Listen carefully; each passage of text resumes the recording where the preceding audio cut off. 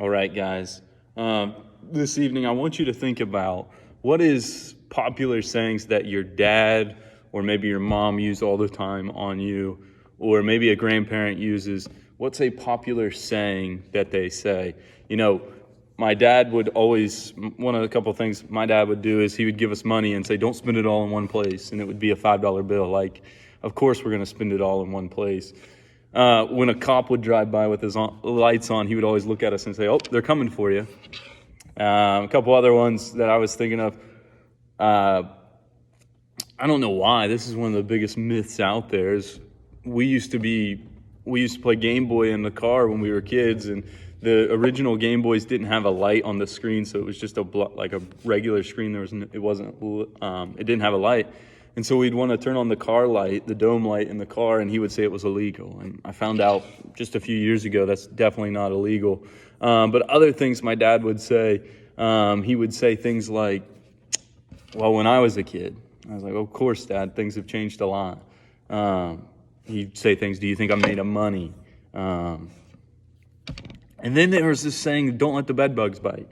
People say that, and I'm like, that's a terrible thing to say, because if I told Jameson, don't let the bed bugs bite, he would go to bed thinking there was bugs in his bed, and he wouldn't want to sleep. So I think that was a bad idea.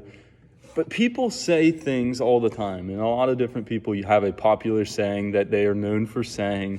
Maybe you have a grandparent that says something to you every time they see you. But there's a lady here at the church, and whenever we talk about life or we talk about things coming up, she always makes the statement, Lord willing.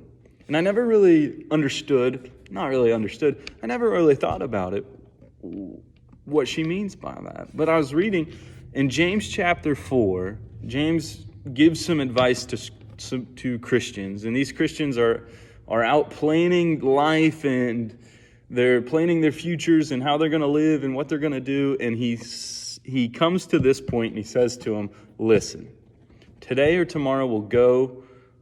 You say today or tomorrow we'll go to this or that city and spend a year there. We'll carry on our business and we'll make some money. He said, why? You do not even know what will happen tomorrow. What is your life? You are a mist that appears for a little while and then vanishes. Instead, you ought to say, if it's the Lord's will, we will live and do this or that. And it kind of sounds like a harsh verse. He's coming at them and saying, listen, why do you say this? Why do you make this mistake? You're just a mist that appears for a little while and then vanishes. But I don't think he's trying to be rude here. He's just saying, listen, this life goes quickly.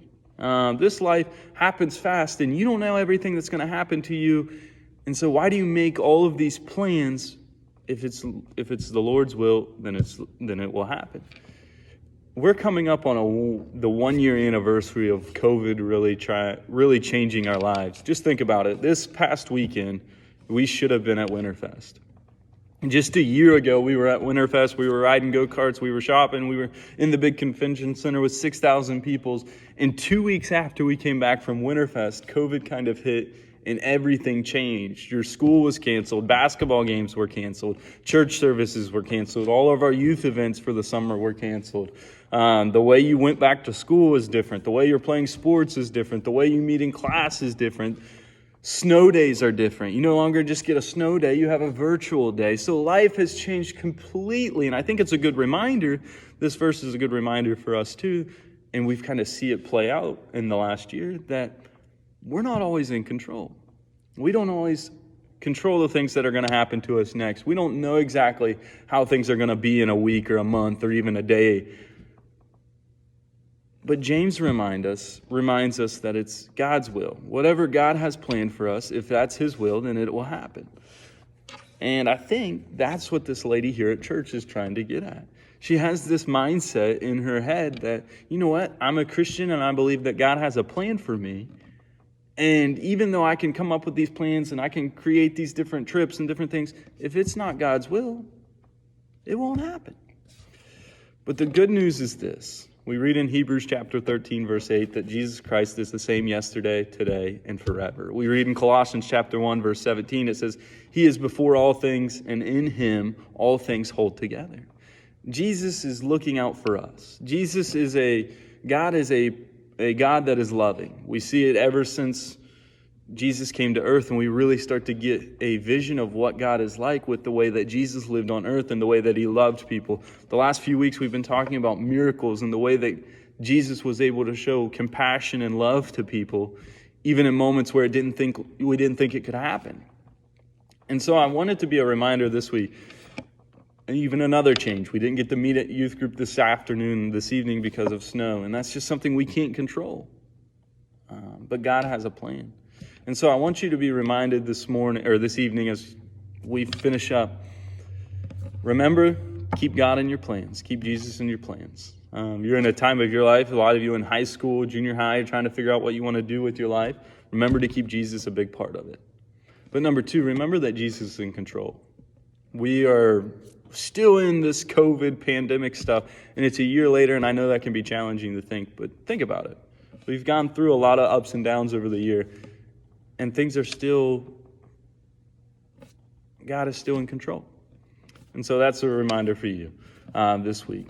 If it's the Lord's will, we will live and do this or do that. And Jesus Christ is the same yesterday and today and forever. He's not going to change. He still is a loving God. He's still a loving Savior that came to show us love. Hope you guys have a great week. Miss you guys. Sorry we couldn't meet in person. I hope you got to check this out. Have a great week. See you Sunday, and hopefully we'll be back at the building next Wednesday. Bye, guys.